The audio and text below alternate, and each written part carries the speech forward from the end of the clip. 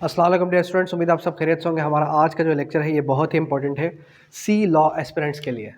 सी law का मतलब क्या है? Special equivalence exam. अब ये जो सी लॉ का टेस्ट होता है ये हर 2 लॉ गेट के बाद टेस्ट कंडक्ट होता है, और आप सबको पता है कि इसकी लॉ गेट के बाद जो है इसकी टेस्ट अनाउंस हो चुकी है, और इसकी जो अप्लाई करने की लास्ट डेट है वो लास्ट डेट है हमारे पास 21 जनवरी 2025, और इसकी जो टेंटेटिव डेट है टेस्ट की वो है 9 फेब 2025। फर्दर सी ला एग्ज़ाम कौन कौन दे सकता है ये सब आप सबको पता होगा कि कोई भी कैंडिडेट जो कि फ़ौरन से एलएलबी प्रोग्राम करके आ चुका है, या पाकिस्तान के अंदर अगर कोई बारेट ला करता है, पाकिस्तान की कुछ यूनिवर्सिटीज़ ऐसी हैं जो कि बारेट ला या फ़ौरन प्रोग्राम करवा रही होती है, तो वो अगर कैंडिडेट अगर जो है लाइसेंस लेना चाहता है तो लॉ गेट से पहले या लॉ गेट से के बाद उसको जो है लाइसेंस होल्ड करने के लिए at least 1 time law gate and जो है आपका सी लॉ पास करना है नेसेसरी है, कंपलसरी है। अब आप ये कहेंगे कि sir how is it possible कि एक ही कैंडिडेट जो है लॉ गेट भी दे और सीला भी दे? तो ऑब्वियस सी बात है कि कोई भी कैंडिडेट अगर लाइसेंस होल्ड करना चाहता है किसी भी प्रोविंस के अंदर, पाकिस्तान के अंदर, so he must clear law GAT as well as C law. ठीक है। फर्दर हमारे पास जो सी लॉ का शेड्यूल अनाउंस हो चुका है, तो सी लॉ का जो हमारे पास सिलेबस है, सिलेबस इसका बहुत ही शॉर्ट है। CPC, QSO, specific relief act, और स्पेसिफिक रिलीफ एक्ट के अलावा हमारे पास PPC, CrPC, constitution of Pakistan और लीडिंग केसेस। सीपीसी के 20 मार्क्स हैं, क्यूएसओ के भी 20 मार्क्स हैं, स्पेशल रिलीफ एक्ट के भी 20 मार्क्स हैं, पीपीसी के 10, सीआरपीसी के भी 10, और इसके 15 मार्क्स हैं और इसके 5 मार्क्स हैं। ये हो गए आपके टोटल 100 मार्क्स, जिसमें से आपको एनी हाउ 50% ऑब्टेन करना ही करना है। इसकी अटेम्प्ट्स कितनी है? अक्सर स्टूडेंट्स ये भी पूछ रहे थे कि sir how many attempts are there about C law. तो देखें सी लॉ की जो अटेम्प्ट्स है वो 5 अटेम्प्ट्स है, और लॉ गेट की 7 अटेम्प्ट्स है। ठीक है, दोनों में डिफरेंस ये है कि लॉ गेट की 7 अटेम्प्ट्स है और सी लॉ की हमारे पास 5 अटेम्प्ट्स है। उसके बाद अब हमारे पास जो ऑन गोइंग सेशन है, ऑन गोइंग सेशन जो है हमारा कब तक चलेगा? वो चलेगा, आपका टेंटेटिव डेट है 8 फरवरी, तो 8 फरवरी तक आपका जो है ये हमारा ऑन गोइंग सेशन कंटिन्यू रहेगा। डेट मीन्स कि नियर अबाउट कोई 1 मंथ प्रोग्राम है हमारे पास, जिसके अंदर हम आपको डेली बेसिस पे मंडे टू फ्राइडे क्लासेस देंगे। ठीक है, क्लासेस आपकी जूम के थ्रू भी हो होंगी, as well as recorded lecture भी शेयर किए जाएंगे, और एवरी मंडे को वीक में 2 टाइम्स 2 डेज अ वीक जो है आपका टेस्ट कंडक्ट किया जाएगा, जो कि वेब जनरेटेड टेस्ट होगा। ठीक है। फर्दर हम आपके साथ शेयर करेंगे most important and repeated questions. ठीक है, मोस्ट इंपॉर्टेंट रिपीटेड क्वेश्चंस आपके साथ डेली बेसिस पे शेयर किए जाएंगे, और अगर इसके आप सिलेबस को गो थ्रू करें तो मोर देन आपके 600 प्लस सेक्शंस आर्टिकल्स आपका सिलेबस कवर हो रहा होता है। मोर देन 600 सेक्शंस आर्टिकल्स को मेमोराइज करना वन गो थ्रू में बहुत ही इम्पॉसिबल है। इसका प्रॉपर वे क्या है, इस किस तरीके से हम इसको याद रख सकें, तो इसके लिए मैंने स्टूडेंट्स को अक्सर ये भी बताया कि आपने मेमोराइज़ करना है। मेमोराइज़ करने का तरीका क्या है, किस तरीके से हम उसको मेमोराइज़ कर सकते हैं? शॉर्ट मेमोरी हर इंसान की, जाहिर सी बात है चीज़ें हमें याद नहीं बैठ रही होती, तो उसके लिए आपने करना है कि जितना हो सके उतनी ज़्यादा बार आपने इसको रिवीजन पे लेके जाना है। अब अगर हमारे पास 1 मंथ है, इस 1 मंथ के अंदर आपने कोशिश ये करनी है कि जितना हो सके उतना ज़्यादा आपने इसको 2 बार, 4 बार, 5 बार आपने रिवाइज़ करते रहना है। क्यूएसओ अगर हम पढ़ रहे हैं तो क्यूएसओ को आपने एटलीस्ट 4 टाइम्स रिवाइज़ करना है, सीपीसी को आपने 4 टाइम रिवाइज़ करना है, स्पेशल रिलीफ एक्ट को 4 टाइम रिवाइज़ करना है, ताकि वो चीज़ें आपके ज़हनों में, आर्टिकल्स, सेक्शंस आपके ज़हनों में बैठ जाए। ठीक है। फर्दर जो भी नोट्स वगैरह होंगे, जो भी हमारे पास जो है मोस्ट रिपीटेड MCQs होंगे वो सारे के सारे ग्रुप के अंदर शेयर किए जाएंगे, और जो भी डिटेल्स होंगी वो भी इंशाल्लाह हम ग्रुप के अंदर शेयर करते रहेंगे। हमारी जो आज की फ़र्स्ट क्लास है वो हमारी फ़र्स्ट क्लास है कानून शहादत ऑर्डर की, जो इंशाल्लाह अभी हम डिस्कस करने जा रहे हैं। कानून शहादत ऑर्डर हमारे पास आता है 1984 में, ठीक है। 1984 में कानून शहादत ऑर्डर रिपील होता है। क्या रिपील होता है 1984 के अंदर? अब ये रिपील होता किससे है? ये रिपील होता है आपका इंडियन एविडेंस एक्ट 1872 से, 1872 से ये एक्ट रिपील हुआ। इसके अंदर कितने आर्टिकल्स हैं? देयर आर 166 आर्टिकल्स इन कानून शहादत ऑर्डर। कानून शहादत ऑर्डर के अंदर कितने आर्टिकल्स हैं? 166 आर्टिकल है। ये रहा रिलेट किससे करता है? हमारे पास जो कानून शहादत ऑर्डर है वो रिलेट करता है गवाही से। कौन गवाही देगा, कितने गवाह हो सकते हैं, 12 सबूत किस पर होगा, ठीक है, सुनी सुनाई बात की कितनी अहमियत है, ओरल एविडेंस और डॉक्यूमेंट्री एविडेंस क्या होता है, उसकी क्या अहमियत है, गवाह का बयान किस तरीके से रिकॉर्ड किया जाएगा, जिरा किस तरीके से की जाएगी, ठीक है।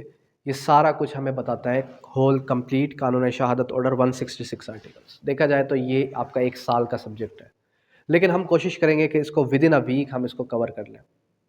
अब विद इन अ वीक इसको किस तरीके से कवर किया जाएगा, किस तरीके से इसको समझा जाए कि आपको इसका एक एक आर्टिकल एक एक लफ्ज़ याद रह सके, उसके लिए हम क्या करेंगे? उसके लिए हम बैरक को ओपन करके वर्ड बाय वर्ड आपको समझाने की कोशिश कर रहे होंगे, ताकि आपको हर एक आर्टिकल समझ में आ जाए।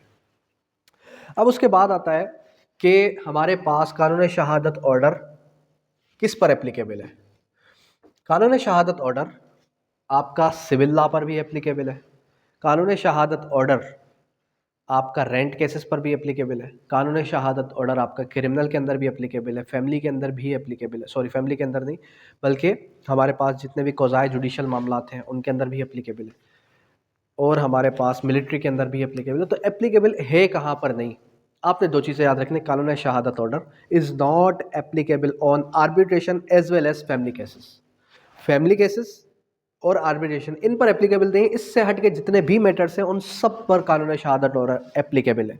अब कानून शहादत ऑर्डर जब इन पर एप्लीकेबल हुआ तो उसकी अहमियत क्या रही? कानून शहादत ऑर्डर की अहमियत क्या रही, यानी कि आपने उसको किस नज़रिए से देखा? आपने इसको इस नज़र से देखा कि भाई गवाह कितने आ सकते हैं। अब इंशाल्लाह इस क्लास के बाद हमारी एक जो है क्लास होगी जिसको हमने प्रैक्टिस कोर्स का नाम दिया है, तो उसके अंदर आज मैं कंप्लीट रेंट केस का पूरा ट्रायल आपको समझाऊंगा। आप में से अगर कोई स्टूडेंट इंटरेस्टेड हो सी लॉ के या लॉ गेट के, तो वो क्या करे, आप छुट्टी मत कीजिएगा, बल्कि उस क्लास में जितने कैंडिडेट्स आते हैं उन सब कैंडिडेट्स के साथ बैठकर वो क्लास देखिएगा कि उसके अंदर मैं कंप्लीट जो ट्रायल समझा रहा हूँ उसके अंदर कानून शहादत ऑर्डर की कितनी एप्लीकेबिलिटी है। तो आपको समझ में आ जाएगा कि क्या इंपॉर्टेंस है इसकी हमारे रेगुलर ट्रायल के अंदर। खैर, फर्दर इसके बाद हमारे पास आता है आर्टिकल 2 जिसका नाम है हमने इंटरप्रिटेशन।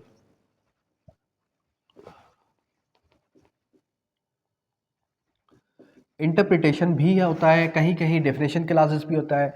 अब अक्सर हमारे पास जितने भी लॉज हैं इनमें आपको सेक्शन 2 आर्टिकल 2 के अंदर ही डेफिनेशंस का लफ्ज़ मिलेगा, और कहीं कहीं आपको सेक्शन 4 के अंदर भी मिलेगा। जैसे कि हमारे पास जो है आपका CRPC के अंदर आपको सेक्शन 4 के अंदर मिल जाता है, PPC के अंदर आपको एक पूरा चैप्टर 2 की सूरत में मिलता है, जो कि एक अलग अलग सेक्शन के सूरत में आपको डेफिनेशंस मिलती है। अब इसके अंदर सबसे पहला वर्ड है कोर्ट। कोर्ट मीन्स जजेस, मैजिस्ट्रेट्स, जजेस एंड मैजिस्ट्रेट्स और any person legally authorise to take evidence. फिर हमारे पास नेक्स्ट आ जाती है किसकी? डॉक्यूमेंट की, कि what is the definition of document as per section 2D। Document की क्या? B, ठीक है। डॉक्यूमेंट की क्या डेफिनेशन है? Any letter mark upon any substance, upon any substance, कोई भी लेटर है, कोई भी मार्क है, कोई भी सिग्नेचर, कोई भी किसी किस्म का निशान किसी भी सब्सटेंस पर, और another like things is known as document. अब जब आप पीपीसी ओपन करेंगे तो पीपीसी के अंदर सेक्शन 33, 32 वहाँ पर भी डॉक्यूमेंट की एक डेफिनेशन है जो हूबहू इससे मिलती जुलती होगी। अब दोनों में डिफरेंस क्या है? What's the main difference between the actual definition of document as defined at QSO as defined as well as an PPC? दोनों में कोई डिफरेंस नहीं है, दोनों सेम ही डेफिनेशन है। बस आपने ये रिकलेक्ट करना है कि वो डेफिनेशन आपसे पूछी कहाँ से जा रही है। अब रिसेंटली जो हमारे पास लॉ गेट हुआ था 15 दिसंबर 2024 को, तो आप सबको ये बात पता होगी कि वहाँ पर क्या हुआ। अक्सर वो क्या करते थे कि डेफिनेशन देकर ये वर्ड मिस कर देते थे। इस बार उन्होंने ऐसा नहीं किया, इस बार उन्होंने इस वर्ड को मिस किया और इस वर्ड को मिस करने के बाद पूछा कि अब ये डॉक्यूमेंट है या नहीं है। मतलब कि कहने का मकसद कॉपी पेस्ट पैटर्न ही रखा उन्होंने, लॉगेट का पैटर्न कॉपी पेस्ट पैटर्न ही रखा उन्होंने, बट वर्ड्स को रिजम्बलेंस करके वर्ड्स को चेंज कर दिया। पहले अगर उनका एक कॉन्सेप्ट था मे शल, फोकस होता था मे शल मस्ट, तो मे शल मस्ट इस बार दिया उन्होंने, बट अनदर वर्ड्स चेंज कर दिए। अब इसका क्या हल है? इसका हल भी वही है, फोकस ऑन बैरेक्स। जितना हो सके बैरेक्स पर फोकस करें। आपका लॉगेट, आपका सी लॉ का पेपर आउट ऑफ बॉक्स नहीं जा सकता, बैरेक से आउट नहीं जा सकता। जितना हो सके बैरेक पर फोकस करेंगे, जितना हो सकेगा उतना ज़्यादा आप इंपॉर्टेंस देंगे बैरेक्स को, तो उतने ज़्यादा आप मार्क्स गेन कर सकते हैं। अंडरस्टैंड? खैर फर्दर फिर उसके बाद हमारे पास और डेफिनेशंस आ जाती हैं, ठीक है, लेकिन इसके अंदर इंपॉर्टेंट यही थी। फिर आ जाते हैं हम आर्टिकल 3 के अंदर। आर्टिकल 3 क्या बात करता है? आर्टिकल 3 कहता है कि हु में टेस्टिफाई, हु में टेस्टिफाई, ठीक है, और या फिर who is competent to testify, कौन गवाही दे सकता है। अब इसकी बैरक वर्डिंग क्या कहती है? इसकी बैरक वर्डिंग कहती है कि all persons are competent to testify, all persons are competent to testify, either male, either female, either Muslim, either non-Muslim, either child, either tender sealed, old age, ठीक है। फिर क्या कहता है? All persons are competent to testify except, फिर exception आ गई। Exception के अंदर क्या कहता है कि except those who are not prevented, who are prevented in perjury. ऐसे लोग के जो कि कोर्ट के अंदर झूठी गवाही दे चुके हैं, तो वो कॉम्पिटेंट टू टेस्टिफाई नहीं हुए, वो गवाही नहीं दे सकते। वो क्या नहीं दे सकते? वो कोर्ट के अंदर गवाही नहीं दे सकते। फिर उसके बाद एक्सेप्शन की भी एक्सेप्शन आ गई, एक्सेप्ट। फिर एक्सेप्शन की एक्सेप्शन क्या कहती है कि इफ़ दोज पर्सन्स हैज़ रिपेंडेड और मेंडेड हिज वेज, यानी कि वो पशेमान हो चुके हैं, अपने वापसी रास्ते पर दोबारा आ चुके हैं, तो फिर क्या होगा? then they are competent to testify, they are further competent to testify if the court satisfies। Word क्या आ गया? If the court is satisfies, यानी कोर्ट को अगर उन्होंने सेटिस्फाई कर दिया या कोर्ट खुद से सेटिस्फाई हुई, तो अब इसका लास्ट जो पेरा है, उस लास्ट पेरा के अंदर, इस आर्टिकल के लास्ट पेरा को अगर आप ओपन करेंगे तो वहां पर लिखा है इफ कोर्ट सेटिस्फाइड, इफ या फिर नो एनदर विटनेस अवेलेबल। इसका क्या मतलब हुआ? देखें, कोर्ट क्या करेगी? सबसे पहले गवाह उस शख्स को लेगी कि जो as per the injunctions of Quran and Sunnah कोई भी विटनेस बॉक्स में आता है, उसकी गवाही ली जाएगी। अगर वह शख्स अवेलेबल नहीं है, और अगर जो शख्स अवेलेबल है वहाँ पर कोई और शख्स अवेलेबल है और वो कहता है कि मैं जो है पशेमान हो चुका हूँ, मैं कोर्ट के अंदर झूठी गवाही दे चुका हूँ, लेकिन फर्दर अब मैं मज़ीद झूठी गवाही नहीं दूंगा, अगर जज उससे सेटिस्फाई हो जाए, तो अगर जज उससे सेटिस्फाई हो गया तो फिर जो है जज उसको कह सकता है कि ठीक है आप गवाही दे दें। ठीक है, अब फर्दर फिर आते हैं किसकी तरफ? आर्टिकल नंबर 4 से लेके 14। आर्टिकल 4 से लेके 14 तक क्या बात करता है? Protected communication.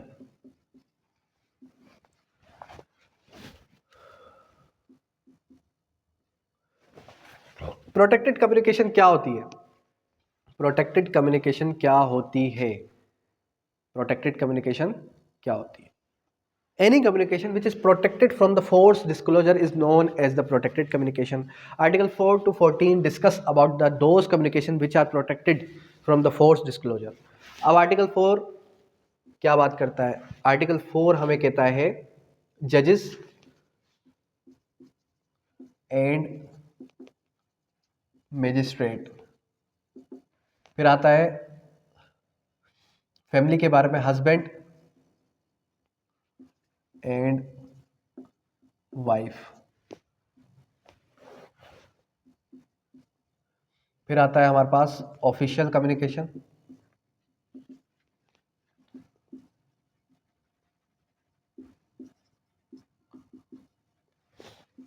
फिर एज ऑफ कम्युनिकेशन एज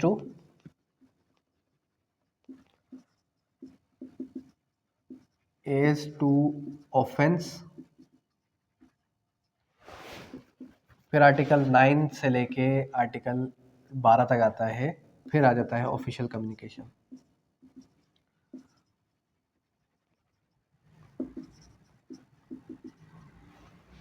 फिर आता है आपका witness to produce title deed. ठीक है, ये हमारे पास कुछ आर्टिकल्स है। सबसे पहले आता है जजेस एंड मैजिस्ट्रेट्स। हर आर्टिकल की एक्सेप्शन उस आर्टिकल के अंदर ही आपको मिलेगी। जजेस एंड मैजिस्ट्रेट के बारे में ये कहा गया कि जज और मैजिस्ट्रेट, कोई भी जज, फैमिली जज है, सिविल जज है, मैजिस्ट्रेट है, अगर किसी को सज़ा सुना दे तो वो उस पाबंद नहीं है कि किसी को जवाब दे, वो किसी को जवाब देने का पाबंद नहीं होगा। कोई उससे पूछ नहीं सकता कि आपने इसको 3 साल की सज़ा क्यों दी, आपने इसको 2 साल की सज़ा क्यों नहीं दी। He is not duty bound to answer anyone except if his superior authority ask question from him. अब मैजिस्ट्रेट का सुपीरियर अथॉरिटी डीजे हो सकता है, तो वो उससे पूछ सकता है कि भाई आपने इसको इतनी सज़ा क्यों दी, कम क्यों नहीं दी, ज़्यादा क्यों नहीं दी। उसके बाद हस्बैंड एंड वाइफ। आर्टिकल 5 क्या कहता है? आर्टिकल 5 कहता है हस्बैंड वाइफ के खिलाफ, वाइफ हस्बैंड के खिलाफ गवाही नहीं दे सकती accept in family cases. Family cases के अंदर एक दूसरे के खिलाफ मुकदमा कर रहे हैं, खुला का केस हो गया, डॉवरी का केस हो गया, या आपका जो है मेंटेनेंस का केस हो गया, तो एक दूसरे के खिलाफ भी गवाही दी जा सकती है एक्सेप्ट इन फैमिली केसेस। में ऑलरेडी कवर करवा चुका हूँ। फैमिली केसेस के अंदर आपका हुदूद, आपका जो कानून शहादत ऑर्डर है वो एप्लीकेबल नहीं है। उसके बाद ऑफिशियल कम्युनिकेशन। उसके बाद ऑफिशियल कम्युनिकेशन के अंदर आर्टिकल 6-7 क्या कहता है कि अगर बिलफर्स कोई भी जो है बिलफर्स सुपीरियर अथॉरिटी एक जो है महकमे के अंदर ये कहती है कि भाई ये जो कम्युनिकेशन है ये आपने लीक नहीं करनी, तो वो कम्युनिकेशन आपने हरगिज़ लीक नहीं करनी। अगर आप किसी के सुपीरियर है, अगर आप किसी के सबऑर्डिनेट बैठे हैं, आपको कोई इन्फॉर्मेशन मिलती है एज टू पब्लिक, ठीक है, तो वो आपने लीक नहीं करनी। उसके बाद आ जाता है हमारे पास जो है commission as to offence. Article 7 या आर्टिकल 8 बात करता है कि अगर बिलफर्स आपको इत्तला मिलती है कि यहाँ पर जुर्म हो चुका है, तो आप जो है ये नहीं बताएंगे कि वो जुर्म की इत्तला आपको किसने दी। फिर यहाँ पर वर्ड्स कुछ आपने याद रखने हैं। वो वर्ड्स कौन कौन से हैं? वो वर्ड्स है आपका रेवेन्यू ऑफिसर, पुलिस ऑफिसर या मजिस्ट्रेट या जज। इनके बारे में आपने इन लोगों को बता दिया तो ये लोग पाबंद है कि ये लोग बताएंगे नहीं, ये लोग आपका नाम सिगार राज में रख सकते हैं। फिर आ जाता है communication. Official communication. Official communication अब ये एक जगह पर आती है बात किसकी? वकील की। एक जगह पर आती है क्लाइंट की। अगर क्लाइंट वकील को बता दे कि मैंने ये जुर्म कमिट किया है, मैं मानता हूँ मैं मुजरिम हूँ, तो वकील ड्यूटी बाउंड है कि वो उसका राज रखे, वो कोर्ट में जाके ना बताए। अगर वो बता भी देता है तो उसकी कोई भी अहमियत नहीं रहेगी। फिर आर्टिकल 10 जो है अप्लाई होता है उसके वकील के इंटरप्रीटर्स, उसके मुंशी, उसके क्लर्क्स वगैरह पर भी। फिर आर्टिकल 12 बात करता है कि अगर वकील ही मशवरा दे दे एक क्लाइंट को कि आप जाके किसी का मर्डर कर दें, आप जाके ये कर दें, वो कर दें, मैं आपका साथ दूंगा, कोर्ट को मैं खुद ही संभाल लूँगा, तो फिर अगर वो क्लाइंट वकील के खिलाफ गवाही दे तो उस गवाही की भी कोई इंपॉर्टेंस नहीं रहेगी। फिर आर्टिकल 13 क्या बात करता है कि अगर बिलफर्ज एक विटनेस को विटनेस बॉक्स में बुलाया जाए गवाही देने के लिए, और फिर फर्दर वो क्या करे, वो जो है विटनेस बॉक्स में आया, और फिर विटनेस बॉक्स में आने के बाद वकील साहब कहते हैं आप अपने टाइटल डॉक्यूमेंट शो करें। वो कहेगा मैं टाइटल डॉक्यूमेंट शो क्यों तो करूं, because I am here just to give evidence, just to present evidence, not more than that. तो फर्दर वो जो है टाइटल डॉक्यूमेंट शो करने का पाबंद नहीं है। ठीक है, ये हमारे पास आर्टिकल 4 से लेकर 14 तक हो गए। फिर आर्टिकल 15 किस चीज़ की बात करता है? आर्टिकल 15 बात करता है इनक्रिमिनेटिंग क्वेश्चन की।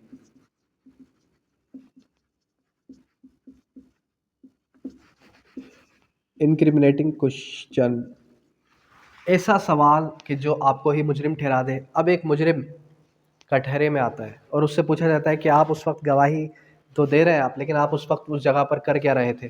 तो वो उसे कहता है कि मैं उस वक्त चोरी कर रहा था। सो जाहिर सी बात है, इसके सवाल के जवाब ने ही उसको मुजरिम ठहरा दिया। ठीक है, अब यहाँ पर वो प्ली लेगा, प्रोटेक्शन लेगा। किस चीज़ की प्रोटेक्शन लेगा? प्रोटेक्शन लेगा कॉन्स्टिट्यूशन ऑफ पाकिस्तान की, कि जहाँ पर ये बात बताई गई है कि no one shall be compelled to become his own witness. जब उसने वो प्रोटेक्शन ले ली, उसके बाद वो गवाही दे, तो उसकी गवाही को फर्दर किसी और प्रोसीडिंग के अंदर यूज़ नहीं किया जा सकता। Accomplice, an accomplice is competent, shall be competent to testify except in Hudood cases. ठीक है, हुदूद केसेस के अंदर, हुदूद केसेस के अंदर अकम्प्लिस की गवाही की कोई भी अहमियत नहीं है। ठीक है, ये हमारे पास आर्टिकल 1 से लेकर आर्टिकल 16 तक जितने भी इंपॉर्टेंट हमारे पास आर्टिकल्स थे, जो भी इंपॉर्टेंट कॉन्सेप्ट्स थे, वो मैं आपको सबको कवर करवा दिए। होप सो आपको अभी तक समझ में आ गया होगा। तो खैर, कहने का मकसद ये है कि आज के लिए इतना ही। इंशाल्लाह कल हम फर्दर जो है, अभी रात भी बहुत हो चुकी है, तो फर्दर कल हम इंशाल्लाह जो है आर्टिकल 17 से ऑनवर्ड डिस्कस करेंगे। अब यहाँ तक कोई क्वेरी, कोई भी सवाल हो किसी स्टूडेंट का, तो वो कर सकता है। Thank you, that's all.